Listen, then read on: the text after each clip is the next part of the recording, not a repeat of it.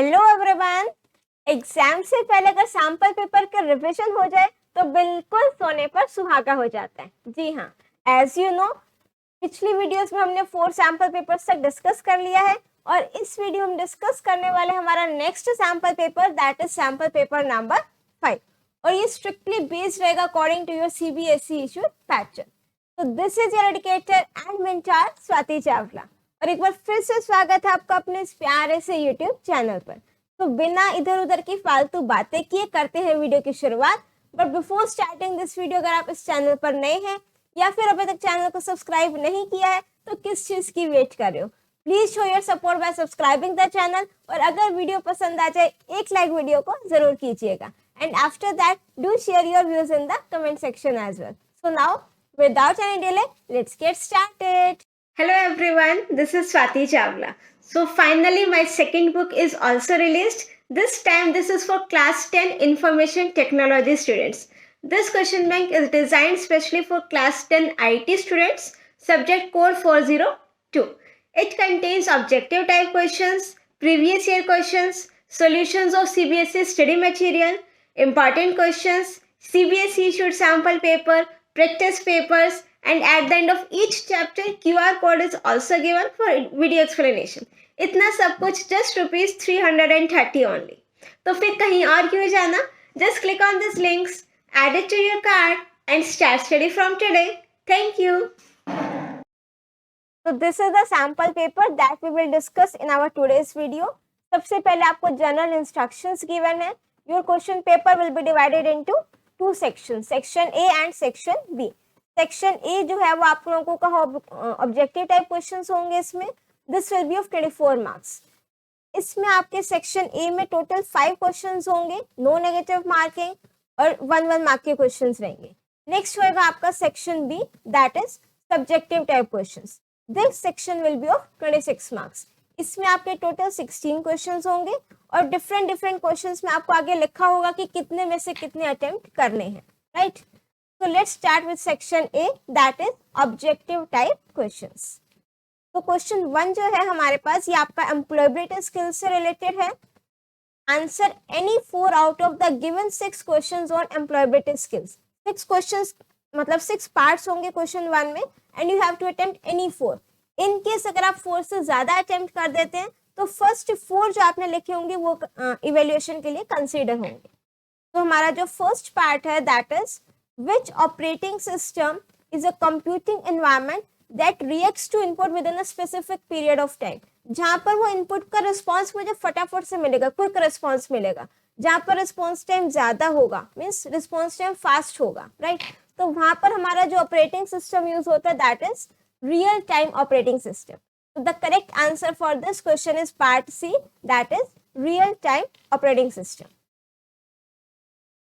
Now next is second part, what is the ability to control one's emotions, thoughts and behavior effectively in different situation. जब भी हम अपने behavior को, emotions को, thoughts को control करते हैं इसको हम क्या बोलते हैं? Self management. या फिर आप सेल्फ कंट्रोल अगर ऑप्शन में लिखते हैं वो भी करेक्ट होता, बट जो मोस्ट अप्रोप्रिएट आंसर है that is option D, self management. Now next is third part, Which of the following is not the myth regarding the entrepreneurship? Myth का मतलब होता है misconception. तो आपको ये options given है, आपको बताना है कि इसमें से कौन सी जो misconception नहीं है. Entrepreneurs are born that way. This is the misconception. ठीक है? This is a learned skill, right? The business will neither flourish nor fail. ना तो ऊपर जाएगा ना फिर fail होगा, right? This is not a myth because myth क्या है? The business will either flourish or fail. Now next is fourth part.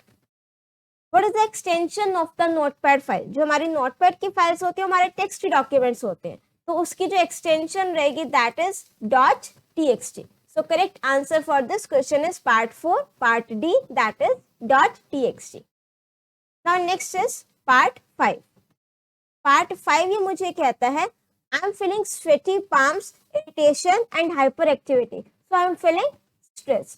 जब हम स्ट्रेस में होते हैं तो हमारे हाथ में पसीने आने लग जाते हैं, राइट? इरिटेशन होने लग जाती है और तो इसको हम क्या बोलते हैं? स्ट्रेस. कॉन्फिडेंट जब हम होते हैं तो ये सब नहीं होता है, ठीक है, एंथुजियास्टिक में भी ये सब नहीं होता है।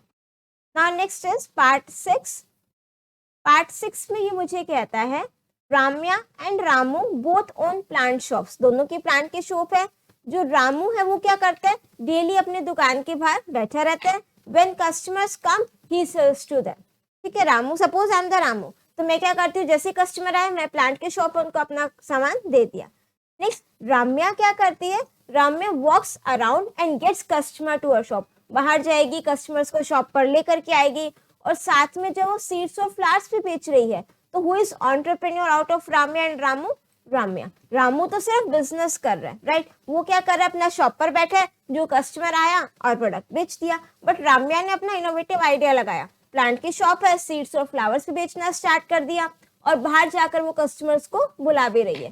तो एंटरप्रेन्योर यहाँ पर कौन हो गया, राम्या। Question 1 complete. अब हम आ जाते हैं हमारे नेक्स्ट क्वेश्चन पर, दैट इज क्वेश्चन नंबर 2।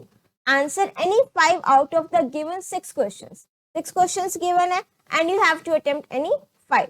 तो इसमें आपका जो फर्स्ट पार्ट है that is which of the following options allows us to press control key and A key separately, right, इसको हम बोलते हैं मॉडिफायर कीज। तो यहाँ पर हमारा जो करेक्ट आंसर होगा that is sticky keys. Sticky keys का क्या काम होता है, जिनको हैंड ट्रेमर है, हैंड में प्रॉब्लम है, अब अगर मैं कॉम्बिनेशन ऑफ कीज एक साथ प्रेस करूँ, कंट्रोल और एक साथ नहीं प्रेस हो सकता है, तो हम क्या करेंगे, स्टिकी कीज के ऑप्शन को ऑन कर देंगे। उससे क्या होगा, जब मैं कंट्रोल की प्रेस कर दी, उसको मैंने छोड़ दिया, जब तक मैं ए की प्रेस नहीं करूंगी या उसके कॉम्बिनेशन वाली सेकंड की प्रेस नहीं करूंगी, तब तक मेरी कंट्रोल की एक्टिव रहेगी। तो ये आपका किसके अंडर होता है, स्टिकी कीज के अंदर, राइट। क्वेश्चन 2 ए पार्ट, स्टिकी कीज। नेक्स्ट है second part, which of the following property helps to set the number of characters in varchar data type। varchar में अगर मुझे number of characters set करने हो, उसके लिए मेरे पास कौन सी प्रॉपर्टी होती है, length property, right. Auto value property आपकी होगी अगर मेरे डेटा टाइप इंटीजर है, तो अगर मैं अपनी इंटीजर डेटा टाइप में ऑटो वैल्यू सेट कर दूं, तो ऑटोमेटिकली वो नेक्स्ट वैल्यू लेगा, ऑटो इंक्रीमेंट करेगा। रिक्वायर्ड प्रॉपर्टी का मतलब क्या होता है कि अगर मैं किसी कॉलम में रिक्वायर्ड प्रॉपर्टी को यस सेट कर रही हूँ, तो दैट मीन्स मैं उस फील्ड की वैल्यू को ब्लैंक नहीं छोड़ सकती, मुझे वो वैल्यू डालनी ही डालनी है। नेक्स्ट है default value. Default value means कि अगर सपोज स्ट्रीम नेम से कॉलम है और अगर किसी स्टूडेंट ने स्ट्रीम की वैल्यू एंटर नहीं करी और मैंने डिफॉल्ट वैल्यू सेट कर रखी है ह्यूमैनिटीज, तो ऑटोमेटिकली वो डिफॉल्ट वैल्यू ले लेगा। अदरवाइज जो वैल्यू यूजर प्रोवाइड करेगा वही वैल्यू पिक करेगा। सो अगर मेरे को नंबर ऑफ कैरेक्टर्स सेट करने हैं, तो वहां पर मेरे पास क्या प्रॉपर्टी है, लेंथ प्रॉपर्टी। अगर मैं लेंथ में 10 सेट कर देती हूँ नेम कॉलम में, तो मैं उस नेम कॉलम में 10 से ज्यादा कैरेक्टर्स नहीं लिख सकती। Now next is third part, which of the following application is not appropriate to store data about NDMC bank customers। Bank के कस्टमर्स का डेटा स्टोर कराना है, राइट। तो इसमें से कौन सा अप्रोप्रिएट नहीं है, Open Office Base, Writer, MS Access और MS एक्सेल। नाउ सी, जो आपका ओपन ऑफिस बेस है, राइट, एक्सेस हो गया और एक्सेल हो गया, इन तीनों में हम अपना टेबुलर फॉर्म में डेटा स्टोर करा सकते हैं, प्लस काफी सारी कैलकुलेशंस भी हम यहाँ पर अप्लाई कर सकते हैं। फिर जो आपका ओपन ऑफिस राइटर है, ये आपका जो है ना अप्रोप्रिएट नहीं है बैंक के कस्टमर्स के डिटेल्स को स्टोर करने के लिए। तो correct answer for this is option B. Now next is fourth part, what do we call a series of worksheets और workbooks summarises it into a single worksheet. काफी सारी वर्कशीट पर मेरा डेटा है, उसको मैं समराइज कर रही हूँ एक वर्कशीट पे, ठीक है, उसको हम क्या बोलते हैं, option C, that is data consolidation. Now next is fifth part. Fifth part मुझे क्या कहता है, Mehul has completed his contents and applied headings। headings apply कर दिए, content बना दिए, सारा का सारा डेटा लिख दिया है। Now he wants to create a table of content, उसने create करना, तो कैसे create करेंगे। इसमें जो आपका करेक्ट ऑप्शन है, देखो मुझे ये तो पता है कि अगर मुझे टेबल ऑफ कंटेंट इंसर्ट करना है, तो दैट मीन्स मुझे इंसर्ट मेन्यू पर जाना पड़ेगा, और इंसर्ट मेन्यू पर जाने के लिए जो है मेरे पास ये टेबल वाली टैब से नहीं ले सकते, तो ये ऑप्शन तो आपका सीधे सीधे एलिमिनेट हो गया। इंसर्ट मेन्यू में कंटेंट्स भी नहीं होता है, तो करेक्ट आंसर जो मुझे लग रहा है that is option D. Insert में जाएंगे, इंडेक्सेस एंड टेबल्स में जाएंगे, फिर से एक और ऑप्शन होता है इंडेक्सेस एंड टेबल्स का, वहां पर जाकर के आपका जो टेबल ऑफ कंटेंट है वो क्रिएट हो जाता है। Now next is part 6, multiple copies of the same file leads to dash. एक ही कॉपी के मल्टीपल फाइल्स होना, दैट मीन्स डुप्लीकेट डेटा है। डुप्लीकेट डेटा है तो करेक्ट आंसर क्या होगा मेरे पास, डेटा रिडंडेंसी, राइट। और डेटा इनकंसिस्टेंसी क्या होता है, अगर वही मल्टीपल जो डेटा है मेरे पास वो मिसमैच हो रहा है, राइट, तो उसको हम क्या बोलते हैं, डेटा इनकंसिस्टेंसी। नेक्स्ट हम आ जाते हैं क्वेश्चन नंबर 3 पर। क्वेश्चन 3 क्या कहते हैं, answer any 5 out of the given 6 questions. 6 questions में से आपने कितने अटेम्प्ट करने, 5 क्वेश्चंस। तो इसमें हमारा जो फर्स्ट पार्ट है that is Anil wants to maintain the proportion of images. तो इमेज की रेशियो है या फिर प्रोपोर्शन, उसको मेंटेन करके रखना है वाइल स्केल्ड रीसाइजिंग, ठीक है, स्केलिंग को वो चेंज कर रहा है। Which of the following option is useful for the same, keep ratio, ठीक है, प्रोपोर्शन सेम रखना है, तो that means option B is the correct one.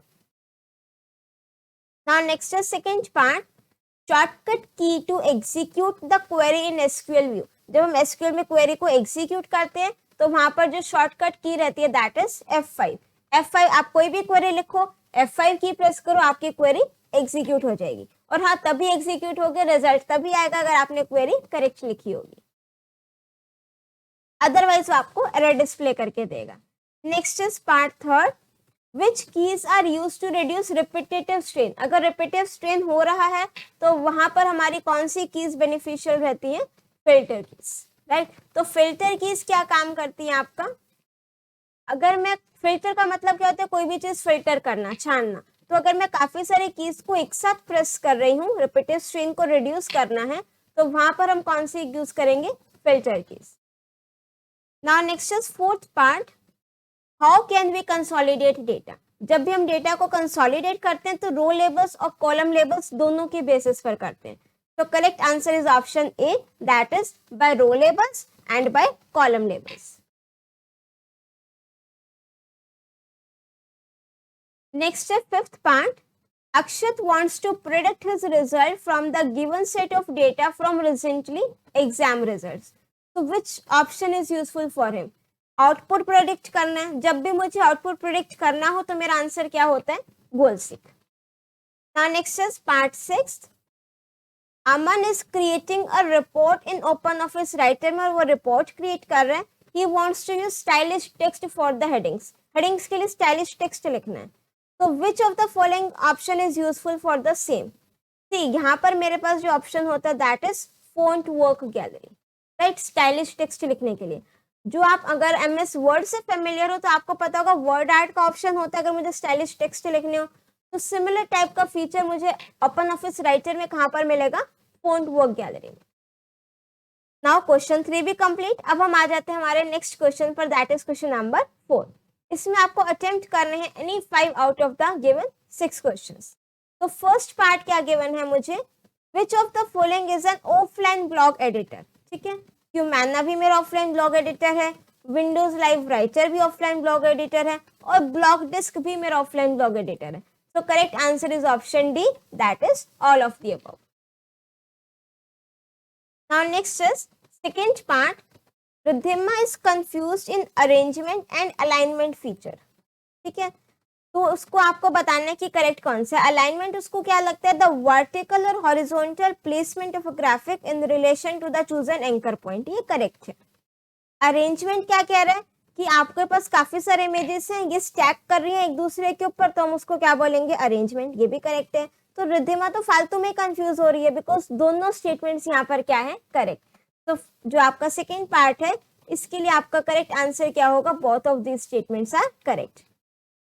Next third part, which data type will be appropriate to store information such as salary, fees, price, ये सब अगर मुझे store कराना हो।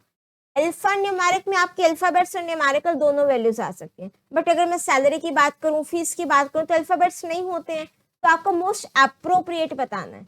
न्यूमेरिक डेटा टाइप जो है मोस्ट अप्रोप्रिएट है, right. Binary data types में आपका 0-1 की फॉर्म में बाइनरी डेटा स्टोर होता है, और डेट और टाइम, अगर आपको डेट और टाइम स्टोर कराना हो तब हम यूज करेंगे। ठीक है, तो यहाँ पर जो मोस्ट अप्रोप्रिएट आंसर है that is option B. Now next is fourth part, check the following statements. Statement A मुझे क्या कहता है, stress can motivate you finish the assignment on time. बिल्कुल, स्ट्रेस से क्या होता है, आपको मोटिवेशन मिलता है कि आपको अपना काम टाइम पर करना है। और स्टेटमेंट बी मुझे क्या कह रहा है, stress can helpful in many instances. बिल्कुल, सी स्ट्रेस वर्ड आपके जनरली हमारे माइंड में क्या रहता है, जब भी हम स्ट्रेस वर्ड सुनते हैं हमारे माइंड में एक नेगेटिविटी आ जाती है, इसको स्ट्रेस है, राइट। बट जनरली अगर हम देखें ना तो स्ट्रेस आपका पॉजिटिव वे में भी हो सकता है।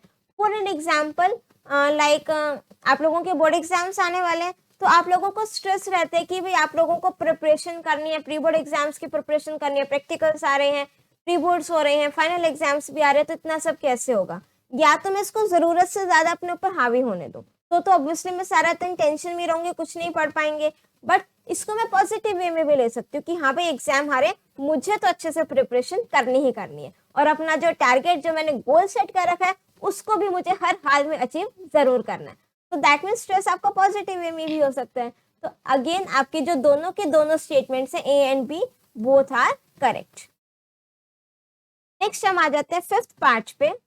फिफ्थ पार्ट मुझे कहता है, which of the following technologies preferred in hilly terrain. Hilly areas में आपका जो प्रेफर्ड रहता है दैट इज वाईमैक्स। वाईमैक्स की रेंज बहुत ही ज्यादा होती है, right. All over the world हम उसमें वहां पर कनेक्टिविटी कर सकते हैं। तो इसकी जो फुल फॉर्म है वो भी इंपॉर्टेंट है, world wide interoperability for microwave access. ये भी कई बार एग्जाम में आ जाता है। Now next is sixth part. Sixth part मुझे क्या कहता है, the absolute link will stop working if. Absolute link आपका कब काम करना बंद कर देगा, अगर मैं टारगेट को क्या कर दूं, मूव कर दूं। अगर होता रिलेटिव हाइपरलिंक तो वो आपका तब मूव करना बंद, तब वो काम करना बंद कर देता है अगर मैं स्टार्ट एंड टारगेट दोनों की जो लोकेशंस है वो एक दूसरे से चेंज कर दो। बट एब्सोल्यूट लिंक का क्वेश्चन है, so correct answer is option ए। इसी के साथ हमारा जो क्वेश्चन 4 है वो भी कंप्लीट होता है। अब हम आ जाते हैं हमारे नेक्स्ट क्वेश्चन पर, दैट इज क्वेश्चन नंबर 5। तो क्वेश्चन नंबर 5 अगेन आपको 5 क्वेश्चन अटेम्प्ट करने हैं out of the given 6 question. Now first part, in which view data can be entered in a table. तो अगर मुझे अपने टेबल में डेटा एंटर करना है तो उसके लिए मेरे पास कौन सा व्यू होता है, डेटा शीट व्यू।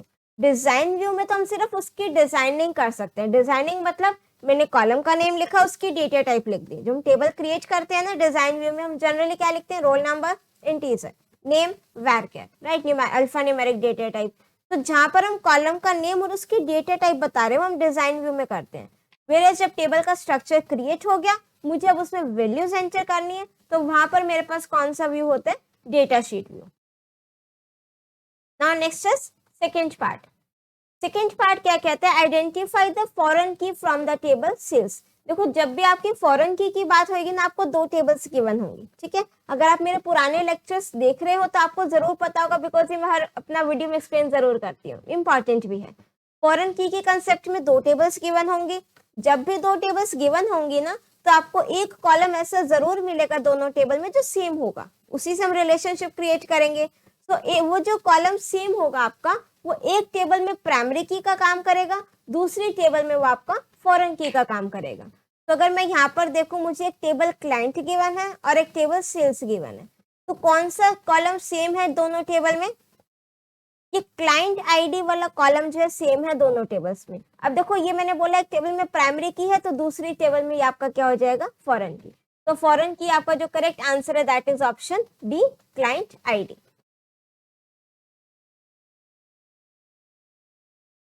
नेक्स्ट हम आ जाते हैं हमारा क्वेश्चन नंबर 5, इसी का थर्ड पार्ट। तो जो थर्ड पार्ट है वो मुझे कहता है, how does linking help. Linking से आपको कैसे बेनिफिट मिलता है, connecting data from different sources, ये करेक्ट है। डिफरेंट सोर्सेज से जब अपना डेटा कनेक्ट कर सकते हैं। Keep data organized between multiple sheets, बिल्कुल करेक्ट है। Make calculations across multiple worksheets, बिल्कुल करेक्ट है। तो correct answer is option D, that is all of this. Now next is fourth part, which of the following is not a vertical alignment option under the format menu। Top से भी हम align कर सकते हैं, bottom से भी कर सकते हैं, सेंटर से भी कर सकते हैं, बट मिडल का अलाइनमेंट नहीं है, राइट। मिडल के बजाय कौन सा अलाइनमेंट होता है मेरे पास, सेंटर अलाइनमेंट, राइट। तो next is fifth part, what are firewalls. Firewalls generally क्या होती है, आपका ये हार्डवेयर भी हो सकता है, सॉफ्टवेयर भी हो सकता है। और ये आपके कंप्लीट जो आपका नेटवर्क है उसको ये प्रोटेक्ट करेगा. So it can be either of the above, right. Software भी हो सकता है और हार्डवेयर भी हो सकता है. Now next is modem is an acronym for. Modem की फुल फॉर्म क्या रहती है? मॉड्यूलेटर और डीमॉड्यूलेटर. ये मुझे गिवन है पार्ट बी में. सो मॉड्यूलेटर और डीमॉड्यूलेटर, इसका जो मेन काम है दैट इज कन्वर्ट करेगा एनालॉग सिग्नल्स को डिजिटल में और डिजिटल सिग्नल्स को एनालॉग सिग्नल्स में. अब इसी के साथ हमारा जो पार्ट ए है, सॉरी सेक्शन ए है, वो कंप्लीट होता है. अब हम आ जाते हैं हमारे नेक्स्ट सेक्शन पर, दैट इज सेक्शन बी. तो हमारा जो सेक्शन बी है that is subjective type questions. इसमें आपको क्या गिवन है? स्टार्टिंग में you have to answer any 3 out of the given 5 questions on employability skills. आपको एम्प्लॉयबिलिटी स्किल्स के 5 क्वेश्चंस गिवन है and you have to attempt any 3, और वो आपके 2 मार्क्स के रहेंगे.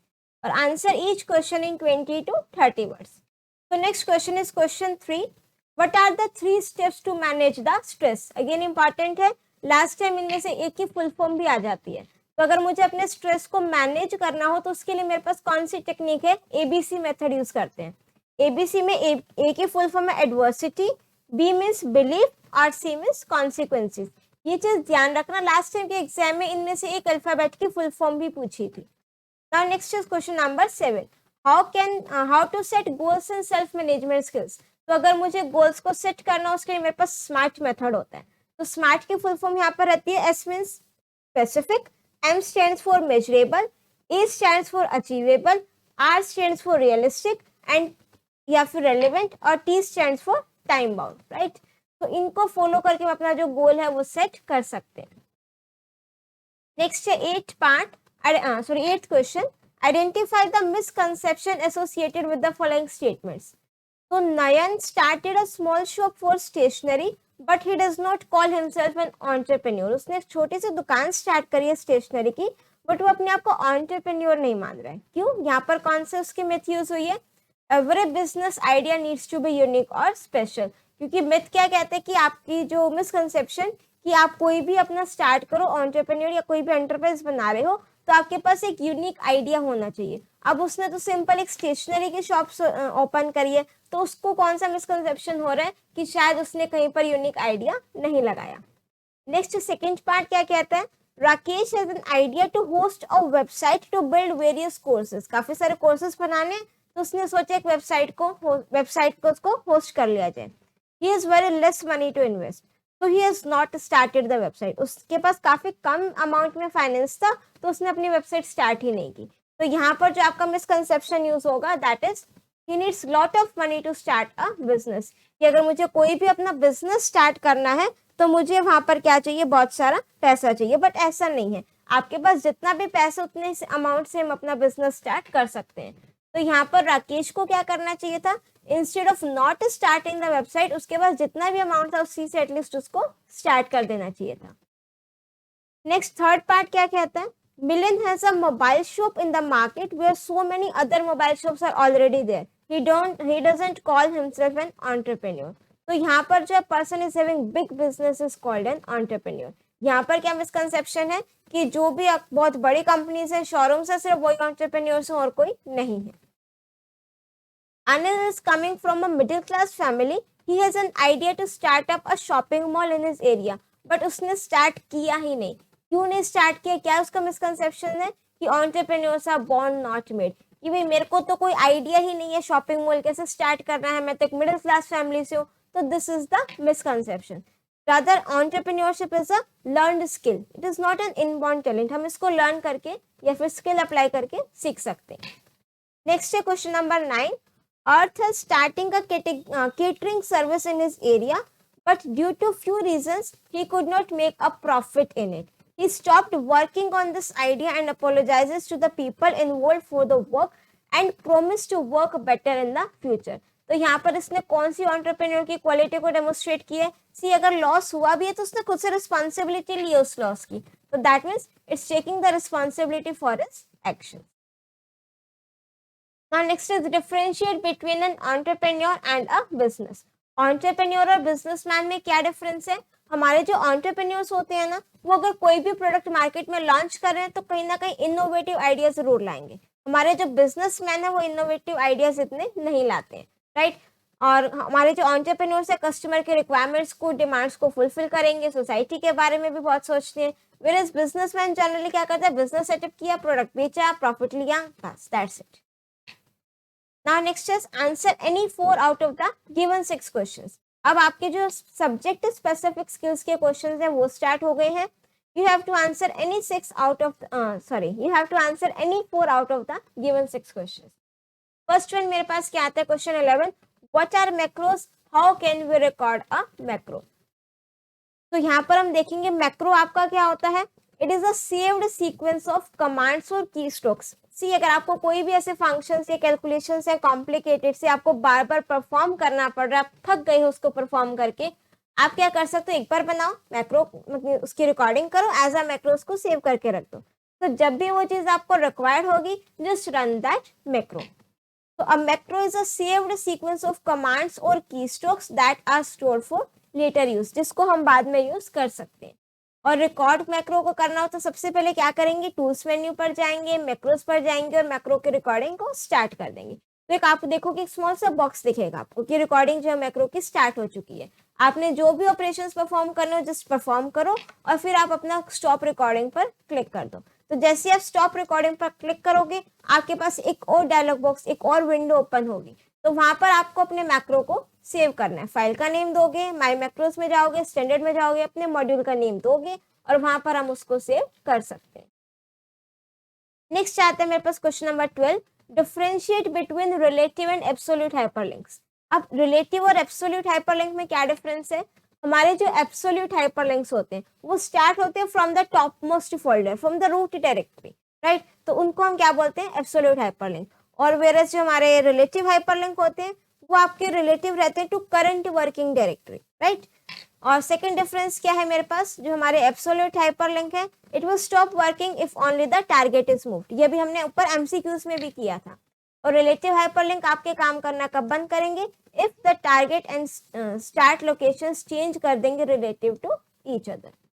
नेक्स्ट है question number 13, what is the difference between char and varchar data type.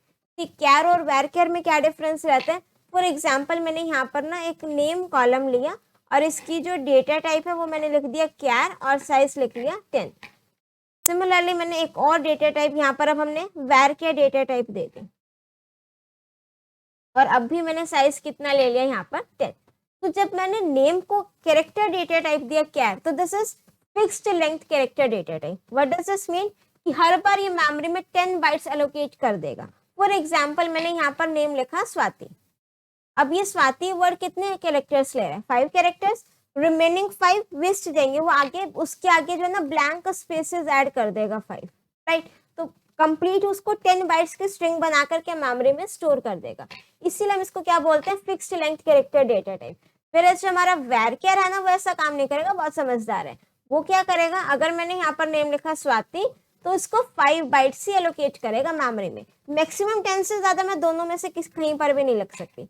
वहीं अगर मैंने यहाँ पर नेम लिखा नेहा और इसमें मेरे पास है 4 कैरेक्टर्स, तो मेमोरी में सिर्फ 4 बाइट्स ही एलोकेट होंगी, उससे ज्यादा नहीं। और वही काम अगर मैं कैर डेटा टाइप के साथ करती तो 4 तो बाइट्स के लिए हो जाते, 6 वो आपके आगे ब्लैंक स्पेसेस ऐड कर देता, टोटल 10 बाइट्स बना करके उसको मेमोरी में सेव कर देता।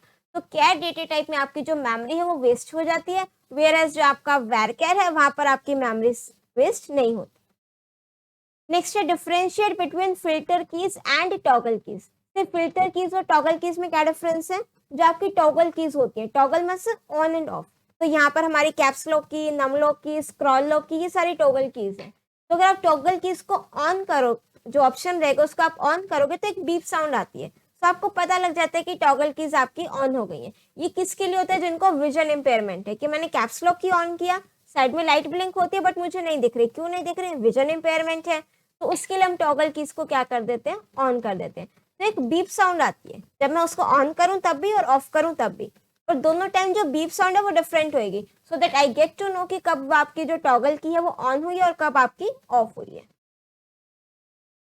और उसके बाद हमारा जो फिल्टर कीज है, फिल्टर कीज आपकी कौन सी होती है कि अगर मुझे हैंड ट्रिमर है, राइट, तो हैंड ट्रिमर के टाइम पर क्या होगा, मैं कोई भी कीज को मल्टीपल टाइम प्रेस कर रही हूँ तो हाथ तो रुक नहीं रहा है, वो एक साथ कीज प्रेस हो रही है, तो उस टाइम पर वो क्या करेगा, जो भी आपकी कीज बार बार रिपीट हो रही है उसको एज अ सिंगल की कंसीडर करता है, राइट। तो आपकी मल्टीपल जब मैं प्रेस कर रही हूँ कीज को, वो उनको फिल्टर कर देगा। Now next is question number 15। Look at the table items given below and answer the questions. इस टेबल को ध्यान से देख लीजिए। Item ID, item name, item stock and quality purchase. I think यहाँ पर आंसर क्वांटिटी परचेज, ठीक है। Suggest the data type of all the fields. Field means column. Item ID, तो यहाँ पर जनरली हम इंटीजर ले सकते हैं। आइटम नेम में कैर वेर कैर ले सकते हो। आइटम स्टॉक आपका इंटीजर रहेगा। क्वांटिटी परचेज आप चाहो तो इंटीजर लिख सकते हो, राइट। और विच फील्ड और fields can act as a primary key, तो यहाँ पर आपका जो आइटम आईडी है उसको मैं प्राइमरी की सेट कर सकती हूँ। रीजन बीइंग दैट कि आपका जो ये वाला कॉलम है that is unique to every record. ये आपकी जो वैल्यू होगी वो हर एक रिकॉर्ड के लिए मेरे पास क्या रहेगी, यूनिक रहेगी, राइट। नेक्स्ट मेरे पास आ जाता है क्वेश्चन नंबर 16। क्वेश्चन 16 मुझे क्या कहता है, महिमा was bored after her class 10th board exams. आपके भी क्लास 10 बोर्ड एग्जाम्स होने वाले, क्या आप भी बोर हो जाओगे इसके बाद। He thought of chatting with her friend Rahman. Okay, तो what kind of messaging service will you suggest her. वो इसलिए बोर हो रही है क्योंकि अब तक उसने शायद instant messaging soft service use नहीं किया, चैटिंग नहीं की होगी एग्जाम टाइम पर, तो बोर हो गई। अब सोचा चलो किसी फ्रेंड से बात कर लेते हैं।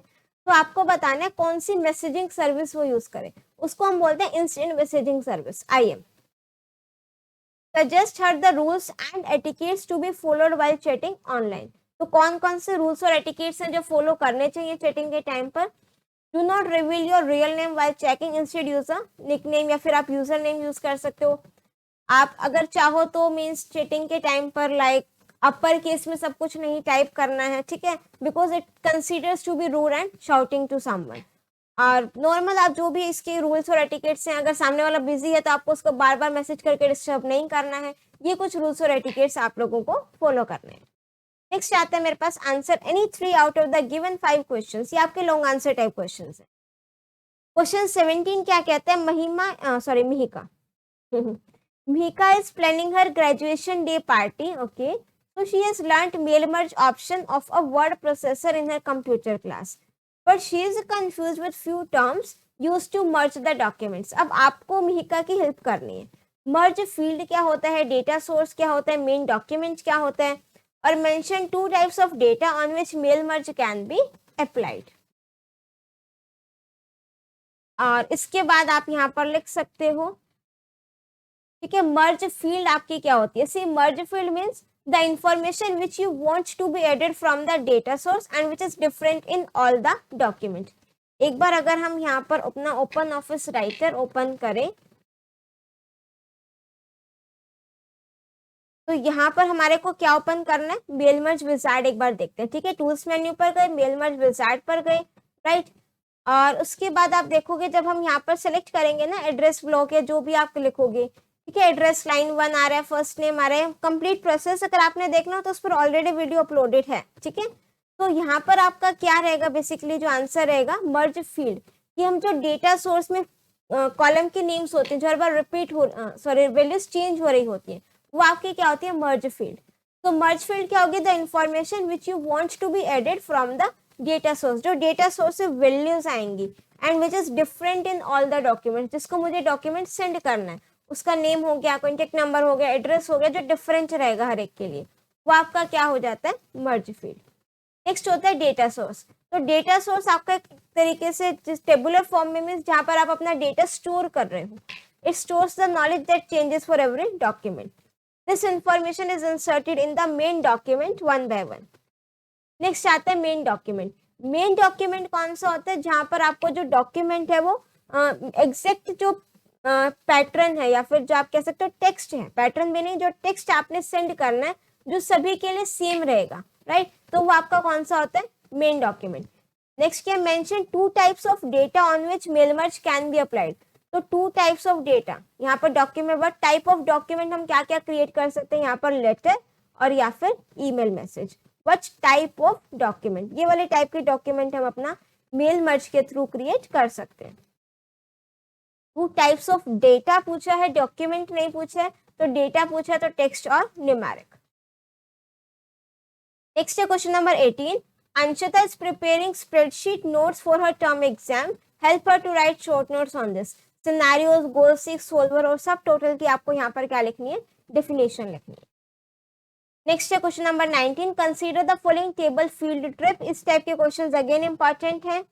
तो यहाँ पर आपको एसक्यूएल की कमांड्स लिखनी है. तो फर्स्ट कमांड क्या कहता है, to show all the details of all students whose fees is more than 12,000. अब देखो यहाँ पर आपको क्या करना है, to show all the details. तो सारे डिटेल्स के लिए हम क्या लिख देंगे, select star from table name. Table का नेम क्या है मेरे पास, field trip. Whose fees is more than 12,000. तो सारी कंडीशंस वेयर क्लॉज में आएंगी.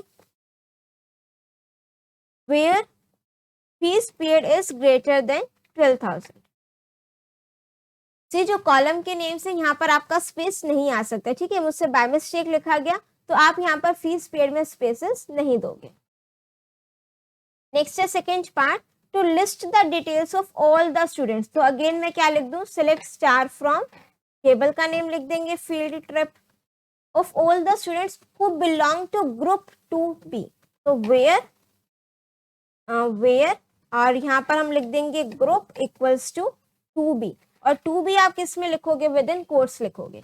जहां पर भी आप देखोगे ना कि आपकी डेटा टाइप कैर या वैर हो सकती है, डेट एंड टाइम हो सकती है, उनकी वैल्यूज को हम कहाँ पर लिखेंगे, विद इन कोट्स लिखेंगे. और next is third part, to increase the fees paid for child ID 214 by 2,000. उसकी फीस को मुझे इंक्रीज करना है, तो कौन सी कमांड यूज होएगी, अपडेट कमांड. और अपडेट कमांड का सिंटेक्स मेरे पास क्या रहता है, update table name. Table name क्या है मेरे पास, field trip. Update table name, set जिस कॉलम में चेंजेस करने, कौन से कॉलम में चेंजेस करने, फीस पेड, और 2,000 से इंक्रीज करनी है. तो set fees paid equals to fees paid plus 2,000. यहाँ पर आपको कंडीशन लिखनी है, where child ID equals to 214, right. Next is to display the record of all the students in descending order of their fees paid. Descending order of their fees paid.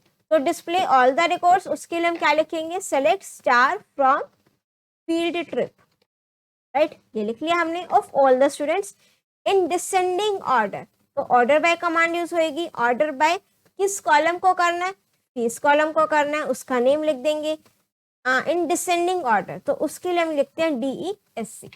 अगर इसको छोड़ दोगे तो बाय डिफॉल्ट वो ascending order में होते हैं, और डिसेंडिंग ऑर्डर में करने के लिए हमें क्या लिखना पड़ेगा, DESC, डिसेंडिंग ऑर्डर के लिए, राइट. नेक्स्ट आ जाता है क्वेश्चन नंबर 20. क्वेश्चन 20 मुझे कहता है, Mike owns a stationery shop. He needs to keep detailed records of all the materials available in his shop. He also needs to store information about pricing, stock levels for recording old books in a database program. तो आपको DBMS बताना है क्या होता है, और name any 2 DBMS programmes बताने हैं जिसमें वो अपना डेटा स्टोर कर सके. Which field can be set as a primary key, और is it possible to make more than one field as a primary key, no. ठीक है, तो इसके जो फर्स्ट पार्ट होगा उसका आंसर क्या, व्हाट इज DBMS. तो DBMS की फुल फॉर्म आप यहाँ पर लिख सकते हो, डेटाबेस मैनेजमेंट सिस्टम. ये एक सॉफ्टवेयर होता है, ठीक है, जिसमें मैं अपना कोई भी डेटा को स्टोर करा सकती हूँ, ऑर्गेनाइज्ड फॉर्म में रख सकती हूँ, अपने डेटा को मेंटेन कर सकती हूँ. 2 डेटाबेस प्रोग्राम्स आपके हो गए, MS एक्सेस हो गया, SQL हो गया, इवन आपका ओपन ऑफिस बेस भी लिख सकते हो. प्राइमरी की आप उस कॉलम को सेट करोगे जिसकी वैल्यूज जो है यूनिक होंगी हर एक रिकॉर्ड के लिए, और एक कॉलम में आपकी एक टाइम पर एक ही प्राइमरी की होगी. सो क्वेश्चन क्या था कि can we set more than one column as a primary key, no. एक टाइम पर एक टेबल में एक ही प्राइमरी की होगी. नेक्स्ट आता है question number 21. Radha is a computer teacher in a private school. So she has 4 computers in computer lab, which her colleagues use to work.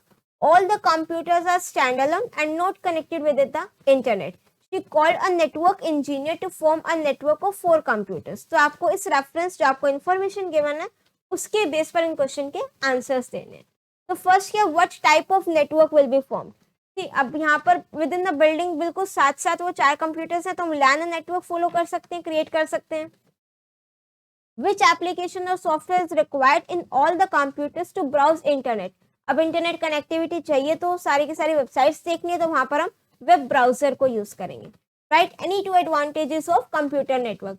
तो कंप्यूटर नेटवर्क में आप अपने रिसोर्सेज को, फाइल्स को शेयर कर सकते हो, डेटा रिडंडेंसी नहीं होगी, आपका डेटा कंसिस्टेंट होगा, डेटा का बैकअप ले सकते हैं, काफी सारी एडवांटेजेस यहाँ पर मेरे को मिल जाएंगी। Next is name any to ISP. ISP means Internet Service Provider. These are basically the organizations जो आपको इंटरनेट कनेक्टिविटी प्रोवाइड करती हैं। तो यहाँ पर आप कोई भी ISP के नेम्स लिख सकते हो। तो फाइनली इसी के साथ हमारा जो सैम्पल पेपर नंबर 5 है तो कंप्लीट हो चुका है। कमेंट सेक्शन में जरूर मेंशन करना वीडियो कैसी लगी और कितने क्वेश्चंस आपके करेक्ट थे। एंड अगर वीडियो पसंद आई हो, बहुत मेहनत लगती है इन वीडियोस को बनाने में, प्लीज लाइक द बटन, उसको जो लाइक बटन उसको जरूर प्रेस कर दीजिएगा, अपने व्यूज कमेंट सेक्शन में जरूर शेयर कीजिएगा। और सबसे इम्पोर्टेंट काम, अगर अभी तक चैनल सब्सक्राइब नहीं किया है तो वो भी जरूर कर दीजिएगा। मिलते हैं नेक्स्ट वीडियो में एक नई टॉपिक के साथ। Till then keep watching, keep smiling, keep studying. Thank you.